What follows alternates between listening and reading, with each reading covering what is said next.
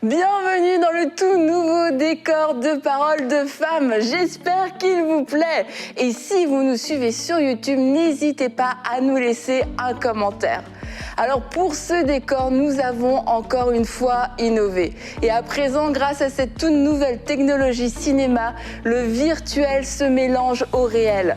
Et nous avons désormais des possibilités illimitées tout en faisant des économies considérables. Pour vous donner une idée, ce décor à lui seul aurait dû coûter 100 fois plus cher. D'ailleurs, tous les nouveaux décors que vous allez découvrir au cours des prochains mois pourront être entièrement réutilisés dans le futur centre MCI. Et toujours grâce à cette nouvelle technologie, nous avons pu réduire la superficie du centre de 2000 mètres carrés. Et vous savez, notre équipe travaille maintenant depuis près d'1 an pour que cette technologie soit disponible dès aujourd'hui, mais surtout pour qu'on puisse être opérationnel dès notre entrée dans le centre.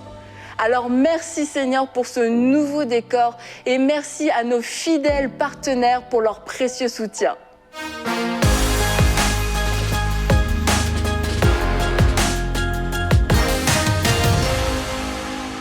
Bonjour et bienvenue dans l'émission Paroles de Femmes. Nous parlons de l'entourage de qualité cette semaine. Et aujourd'hui, je suis avec Nadine et Aurélie, mais j'étais avec vous ici hier et avant-hier et encore demain.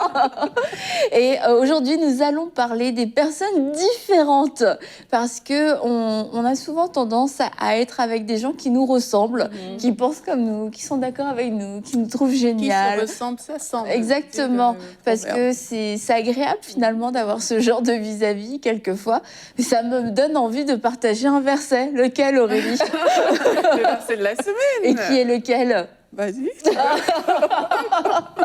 T'es sûre? Tu l'as? Bon, allez. Non, je vais le dire. Un ami qui vous blesse vous prouve par là sa fidélité, mais un ennemi multiplie les embrassades. Et vraiment, j'aime, plus on le dit, plus j'aime ce verset, mais parce que ça montre que une belle relation, c'est une relation où il risque d'y avoir, oui, certaines frustrations, mais ça prouve qu'il y a une amitié qui dure dans le temps et qui est honnête, qui est sincère. Et c'est aussi ça, fréquenter des gens différents, c'est des gens qui vont avoir quelquefois le courage de nous dire « Tu te trompes, tu n'es pas génial dans cette situation ». Et ça, ce sont des vrais amis, ce sont des gens qui sont capables de nous dire la vérité et des gens qui sont capables aussi de nous dire réellement ce qu'ils pensent, qui n'ont pas peur de se tromper vis-à-vis de nous, qui ne sont pas toujours en train d'essayer de nous plaire. Et ça, ce sont des amitiés authentiques, des relations authentiques et un entourage de qualité. Donc un entourage de qualité, c'est un entourage qui saura quelquefois vous dire non, qui saura aussi ne pas être d'accord avec vous et qui saura avoir une opinion différente de la vôtre, différente du groupe et qui n'aura pas peur de l'exprimer, même si ça peut quelquefois créer des frustrations. Toi Aurélie, tu te sens bien, tu l'as dit, parce que toi, tu n'as pas de problème non seulement à ne pas être d'accord avec les gens, mais tu n'as pas de problème non plus à ce que les gens ne soient pas d'accord avec toi. Non. Non, en effet, Annabelle, je ne sais pas si c'est naturellement qu'on me l'a appris ou je ne sais pas, mais la différence, c'est une richesse en fait.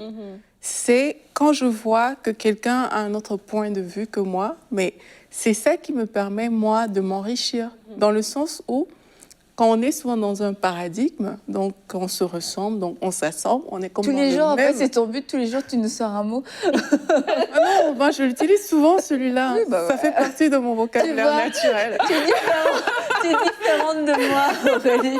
Ton vocabulaire enrichit mon petit vocabulaire. Merci. Donc, tout ça pour dire, pourquoi est-ce que c'est une richesse? C'est parce que quelquefois, quand on est dans la même façon de penser, Annabelle, ou un paradigme, quand on est dans cette façon-là, justement, on réfléchit sur la base des défis de cette façon de penser, vraiment de la manière dont les choses se passent dans cette sphère-là. Mais une personne externe, comme ça, elle va parfois vous apporter des choses inédites, des choses auxquelles vous n'avez pas pensé, parfois parce qu'elle n'est pas d'accord avec vous et parce qu'elle n'est pas dedans, dans la même sphère que toi, par exemple, tout le temps. Donc, pour moi, c'est tellement une richesse que d'avoir des personnes qui vont parfois venir te dire, mais en fait, ce que tu penses, peut-être on pourrait le voir différemment, on pourrait aussi avoir ce point de vue-là, parce que tout simplement, je pense que chacun de nous est intelligent. Dieu a mis en chacun une façon de voir les choses qui peut enrichir l'autre. Donc, dans ce sens-là, au lieu de voir la différence comme une menace, ben c'est bien de la voir vraiment comme un atout pour enrichir, pour marcher dans l'unité et pour aller plus loin que ce qu'on aurait fait tout seul. Absolument. Et c'est une décision, en fait, parce que comme tu dis, Aurélie, c'est que naturellement, l'humain a tendance à s'associer aux gens qui lui ressemblent. Et en fait, parce qu'on est dans un environnement, on connaît notre famille, on grandit, on va dans une certaine école, c'est peut-être les mêmes personnes avec qui on a grandi, on a fait toutes les classes ensemble et tout ça. Il y a quelque chose de rassurant dans cette routine, dans cet environnement qui est peut-être homogène ou en tout cas qui est familier. Mais quand on devient adulte, c'est important de prendre la décision aussi de se dire que dans mon entourage de qualité, c'est pas nécessairement un entourage qui est oui. C'est pas nécessairement aussi un entourage qui me ressemble à 100% et qu'il y a de la richesse dans la diversité, comme tu es en train de dire, Aurélie. Qu'il y a vraiment de la richesse. Et une fois, je regardais un reportage et une dame disait en fait que voyager, c'est quelque chose de merveilleux parce que le voyage enrichit. Parce que tu vois que d'autres personnes vivent totalement différemment de toi, mais ils vivent très bien, et etc. Et donc de se dire que, parce que dans la vie de tous les jours, soit à l'école, les gens de notre promotion sont habituellement les gens peut-être du même quartier, peu importe, mais au travail, c'est peut-être des gens du même revenu, parce qu'on travaille avec des gens peut-être qu'on est dans la même branche salariale et tout, mais que vraiment, quand on a l'opportunité de rencontrer quelqu'un qui est différent, de faire le pas en tout cas, de l'écouter et puis d'apprendre de cette personne-là. Parce que des fois, il y a beaucoup de préjugés qui vont naître parce que justement, on n'a jamais été exposé à des gens différents et du coup, on se retrouve qu'on a des préjugés, même sans le savoir, dans notre esprit par rapport aux autres. Mais s'ouvrir aux autres, s'entourer des gens qui sont différents de nous, dans le respect évidemment, pas différents au point de nous remettre en question surtout, mais différents au point de nous faire réfléchir, tiens, moi j'ai toujours fait ça comme ça, mais une autre façon de faire, ça enrichit la vie en fait. Ce que tu dis est tellement vrai. Je me rappelle quand j'étais encore au Cameroun, j'étais comme, j'avais une lecture de la vie que je trouve était très limitée en fait. Et quand j'ai commencé à voyager, j'ai dit, ok, en Allemagne ils sont comme ça. Enfin, c'est un peu global ce que je dis, mais j'ai remarqué des différences. Quoi.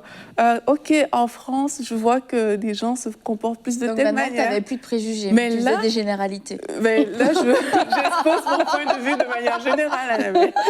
C'est ce que je voulais dire. Donc là, j'ai vu ces différences-là et j'ai réalisé, parfois, quand je rentre en Afrique, au Cameroun, parfois, les gens pensent comme moi je pensais quand j'étais là et que je n'étais pas encore sortie, justement. Et c'est là où je vois qu'il y a une ouverture d'esprit qui est venue du fait que j'ai juste changé de milieu. Je me suis ouverte à autre chose, à la différence au final. Et là, tu as comme, tu sais comprendre autrui. Tu sais voir, il pense différemment. Ça apporte quelque chose de plus, en tout cas, au niveau de la vie. Et ça, c'est tellement important. C'est vraiment important de s'ouvrir et de ne pas voir la différence comme un frein. C'est vrai que même si naturellement, c'est l'information, peut-être que ton cerveau va recevoir, c'est oula, stop, mais c'est vraiment important de dépasser en fait cette première information quand tu vois quelqu'un pour dire je veux pousser plus loin, je veux apprendre à connaître cette personne-là et de croire aussi que de là il va sortir quelque chose de bon. Ça a l'air vraiment génial de fréquenter plein de personnes différentes, avoir un entourage diversifié, mais pourtant c'est difficile et ça demande un effort, comme tu as dit, c'est pas naturel. Et on a voulu poser la question à Éric Dufour, mais pourquoi est-ce si difficile de fréquenter des personnes différentes de nous? Alors Éric, à vous la parole. Bonjour, je suis Éric Dufour, pasteur et thérapeute, très content d'être avec vous aujourd'hui. Et la question à laquelle je voudrais répondre et vous donner des pistes, des éléments de réflexion, c'est la suivante. Pourquoi est-il si difficile de fréquenter des personnes différentes de soi? Et ça, c'est vrai que c'est une question qui nous concerne toutes et tous. Je pense que tous, naturellement, c'est profondément ancré en nous. Nous aimons rester dans ce qui est confortable, dans notre zone de confort. Naturellement, nous sommes attirés par ce qui est plus facile, ce qui nous rassure, ce qu'en fait on connaît déjà, parce qu'on n'a pas besoin de prendre de risques. Et rester avec des gens qui ont les mêmes codes que nous, en fait, c'est quelque chose de facile et de confortable. On n'a pas besoin de s'expliquer, de se justifier. Ces personnages savent qui nous sommes, d'où nous venons, quel est notre arrière-plan, sans qu'on ait besoin de leur expliquer quoi que ce soit. Ces personnes connaissent le sens des mots que l'on utilise. Ça peut paraître anodin, mais en fait, on a la même définition des mots que l'on utilise. Et donc, on sait exactement ce que l'autre veut dire, et ils savent aussi ce que nous voulons dire quand on emploie ces mots. On a souvent donc la même culture, parfois les mêmes ambitions, et on appartient à un groupe qui partage des valeurs communes et qui est rassurant, parce que nous sommes tous plus ou moins, avec des variantes, mais plus ou moins identiques. Alors il y a des points positifs à ça, tout n'est pas négatif. Quand on est dans un groupe qui est un peu monoculturel en quelque sorte, on connaît ses origines. On connaît notre culture, on connaît nos racines, on sait d'où l'on vient, et ça nous donne de la force, ça nous donne confiance en nous et en nos valeurs, et on a un sentiment d'appartenance et d'être bien intégré dans ce groupe. Maintenant, ce sont des forces, mais il y a plus de points négatifs. Il y a déjà le danger de croire que notre groupe est supérieur aux autres. On est un peu dans l'autosatisfaction. On se remet pas beaucoup en cause, en fait, quand on évolue toujours dans le même groupe avec les mêmes valeurs. Ça tourne un peu en rond, on peut être dans une certaine routine, il n'y a pas beaucoup de remise en cause. Et comme pour la consanguinité, vous savez, quand il y a des intermariages trop fréquents dans un même groupe familial, eh bien, en fait, génétiquement, il y a un appauvrissement des générations qui suivent. Quand on reste dans les mêmes cercles qui sont toujours du même avis, avec la même culture, on a une perte d'enrichissement. On s'appauvrit, notre univers se restreint, notre culture est restreinte et elle se ferme sur l'autre, elle se ferme sur la diversité, sur le monde. On est des experts en quelque sorte dans tout ce qui nous est familier, mais ça s'arrête là. Et pourquoi ? Parce qu'on ne se confronte pas au monde extérieur et on a une moins bonne en fait connaissance de ce qui est autour de nous. On est expert dans ce qui nous est familier, mais complètement ignorant du reste. Donc, oser fréquenter des personnes différentes de nous, culturellement, socialement, professionnellement, des personnes qui ont des avis politiques ou autres différents des nôtres, c'est extrêmement important parce que ça nous contraint à nous ouvrir vers l'extérieur. Et la différence enrichit. Alors, pourquoi est-ce que c'est ainsi ? En fait, souvent, ce que j'ignore, ce que je ne comprends pas, me fait spontanément peur. Et donc, je vais m'en détourner. S'ouvrir à l'autre, c'est déjà décider de ne pas laisser la peur dicter ma conduite et de ne pas rejeter l'autre parce qu'il ou elle est différent de moi, sans chercher à comprendre l'autre. Donc, m'ouvrir, c'est découvrir ce que l'autre ressent aussi, et c'est de percevoir aussi le monde, d'avoir de la chance de percevoir le monde au travers de ses yeux, au travers de son point de vue. Il y a une expression aux États-Unis qui ne te fait pas une opinion sur quelqu'un avant d'avoir marché au moins 1 mile dans ses chaussures. En fait, s'ouvrir à l'autre, c'est jeter des ponts entre les personnes qui avant s'ignoraient. C'est comprendre leur angle d'approche, réaliser que eux aussi ont des points de vue qui ont de la valeur. Certaines entreprises font ce que l'on appelle partage mon job pendant une semaine. Pendant une semaine, dans l'entreprise, certaines personnes qui sont à un certain poste vont passer une semaine dans le poste de quelqu'un d'autre qui est complètement différent, afin de mieux comprendre ce que les différents étages de l'organisation ou de l'entreprise ou de l'association peuvent vivre. Quand je sais ce que l'autre vit, d'un seul coup, je comprends son point de vue, son angle. Ça me contraint à m'ouvrir, ça confronte mes propres valeurs. Alors, la confrontation des valeurs ne veut pas dire que je vais immédiatement adopter les valeurs de l'autre, mais bien que ce soit possible. Mais en fait, ça peut renforcer mes propres valeurs dans ce que je crois, mais ça va de toute façon m'enrichir. Ça va me donner une nouvelle grille de lecture du monde, des nouvelles notions du temps, de la famille, des relations avec les autres. J'apprends que l'autre peut avoir aussi raison sans que moi j'ai forcément tort. Vous savez très bien, par exemple, le chiffre 6, si on le voit d'en haut, il paraît être un 9. Si on le voit d'en bas, ça paraît être un 6. Et pourtant, les deux sont vrais. C'est simplement l'angle que l'on a qui nous fait changer, qui nous donne un point de vue différent. Au niveau de la foi, c'est très important. Je ne dois pas avoir peur de ceux et celles qui ont des opinions différentes des miennes, mais être prêt à les écouter, à comprendre leur point de vue, ce qui, encore une fois, ne signifie pas que je vais adopter leur point de vue, simplement je m'y ouvre. Et vous savez que les entreprises actuelles recherchent des personnes qui sont multiculturelles parce que justement, elles ont une plus grande ouverture au monde, aux idées, une plus grande flexibilité. Donc, je crois que la tendance actuelle d'être systématiquement offensé quand quelqu'un a une opinion différente de la nôtre est en fait le symptôme d'un appauvrissement des comportements et des caractères. Je terminerai en disant que Jésus, à son époque, a toujours été un briseur de codes et il s'est ouvert vers l'autre. Il a brisé les codes de sa société pour intégrer l'autre et en fait ouvrir le message du salut à toutes les nations. Et c'est un principe que nous devons nous appliquer, d'être ouverts vers l'autre parce que c'est une source d'enrichissement et c'est un chemin que Jésus nous a montré. Voilà, j'espère que ça vous aura été utile et que ça vous aura enrichi. Soyons ouverts aux autres. Super ce que Eric vient d'apporter. Et justement, Eric est en train de parler au niveau du travail. Et j'avais j'étais tombée sur un article que je veux vous partager. C'est par rapport aux échanges de postes dans les entreprises. Il disait que dans des entreprises, des fois, on peut faire ce programme-là d'échange de postes. Et ça te permet de regarder, de voir ce que l'autre fait. Et des fois, on juge les autres. On se dit, ben, tiens, il ne travaille pas assez bien ou quoi que ce soit. Mais en fait, c'est quand tu marches un mile, comme il dit dans ses chaussures, que tu te rends compte de sa réalité. Et dans ces programmes d'échange, en fait, ce qui a été ressorti, je vais vous le partager rapidement, c'est que des fois, il y a un transfert de connaissances. On parle de l'importance d'avoir un entourage de qualité et différent de nous. Ben, il y a un transfert de connaissances quand on fait ça. Il y a un réseautage, on va connaître des gens différemment. Ça va stimuler notre créativité également. Ça va réduire nos plaintes. Donc, du coup, même par rapport aux autres, ben, on se plaint moins parce que là, on voit c'est quoi leur réalité au quotidien. On va découvrir aussi des nouveaux centres d'intérêt et ça donne une perspective plus large. Et je crois que c'est bien pour le travail, mais je crois que ce point-là s'applique partout, en fait. Ça donne une perspective plus large lorsque tu apprends à connaître la réalité de quelqu'un d'autre qui est différent de toi, mais qui est semblable, en fait, parce qu'à la fin de la journée, c'est un être humain comme toi. Et ses besoins, son besoin d'amour, de prendre soin de sa famille, toutes ces choses-là sont les mêmes d'une culture à l'autre, en fait. Il y a ces points de rassemblement, en fait. Et je crois que quand on veut s'entourer de personnes qui sont différentes, qu'on n'oublie pas aussi que même dans ces différences-là, il y a quand même des points communs, en fait. Est-ce que tu veux, du coup, qu'on échange nos vies pendant une semaine pour que je puisse comprendre tes défis, Nadine, et moins me plaindre? C'est pas vrai, je me plains pas de Nadine.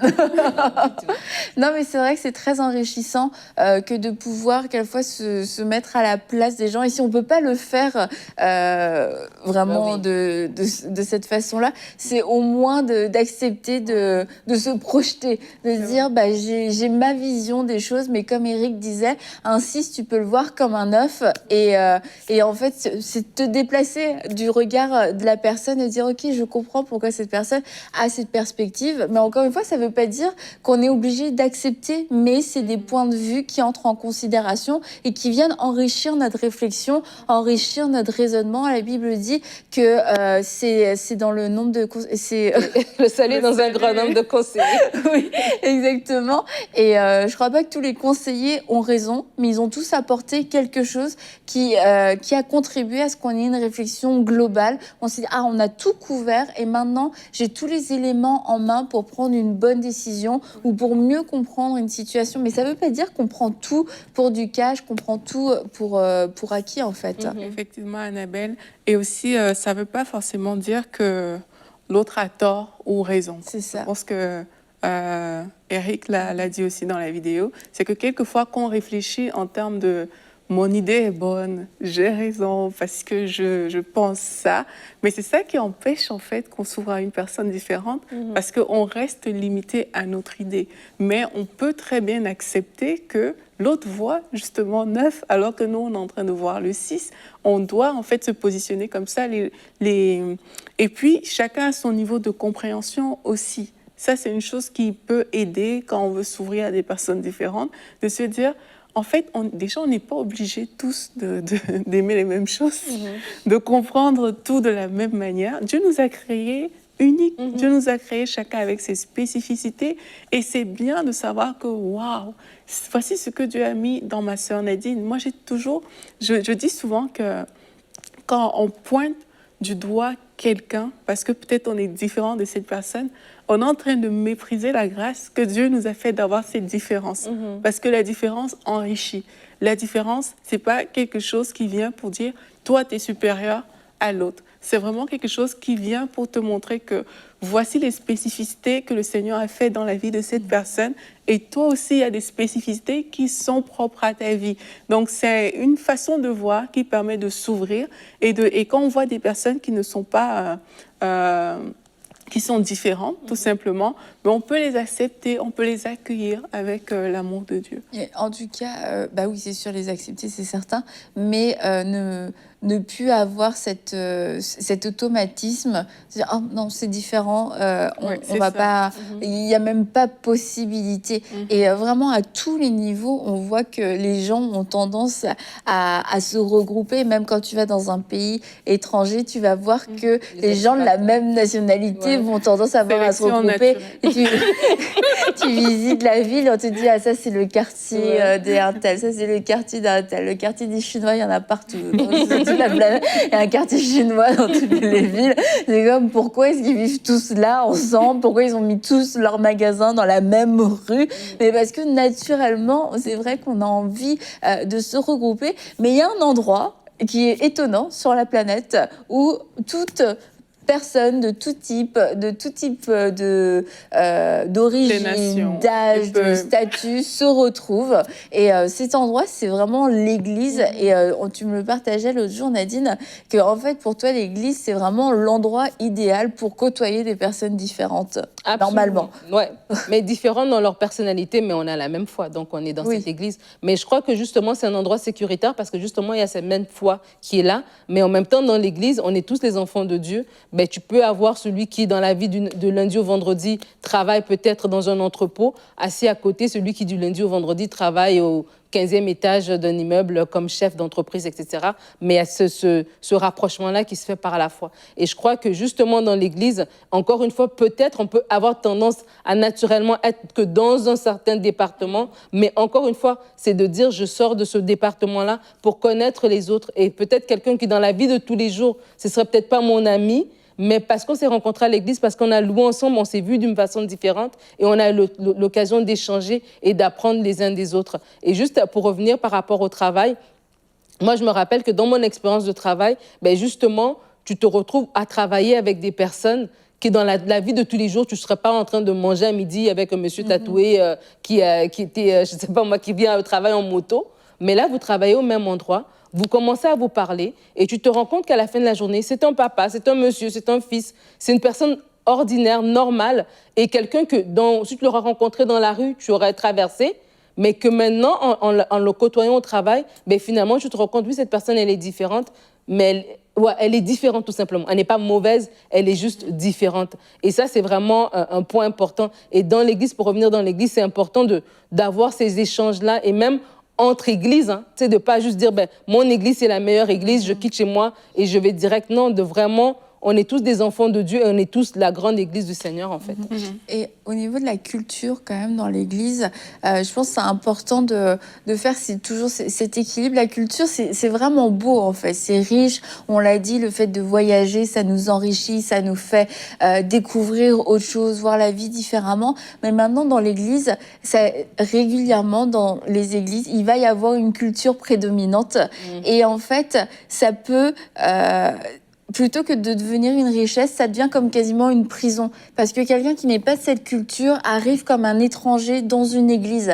Un endroit qui est censé être ouvert, un endroit où si tu veux rencontrer le Seigneur ou si tu as rencontré le Seigneur, tu devrais te sentir accueilli. Mais il y a tellement de codes, en fait, culturels que tu te sens étranger et que peut-être les autres gens inconsciemment te font sentir étranger ou veulent t'imposer une culture. Et ça, je pense que l'église et le message de la foi doit transcender cette culture et la culture doit venir, oui, enrichir, donner peut-être une certaine saveur, une certaine couleur à l'église, mais pas devenir cette prison où on te fait sentir, où tu peux te sentir étranger lorsque tu arrives. L'église doit rester vraiment un endroit ouvert, un endroit où on se sent toujours le bienvenu, peu importe d'où on vient, peu importe notre culture, notre arrière-plan. Je pense que c'est important de garder ça à l'esprit et regardez votre église aujourd'hui. aujourd'hui, dites-vous, est-ce qu'une personne différente de la plupart des gens qui viennent à l'église se sentirait à l'aise et se sentirait le bienvenu dans cette église?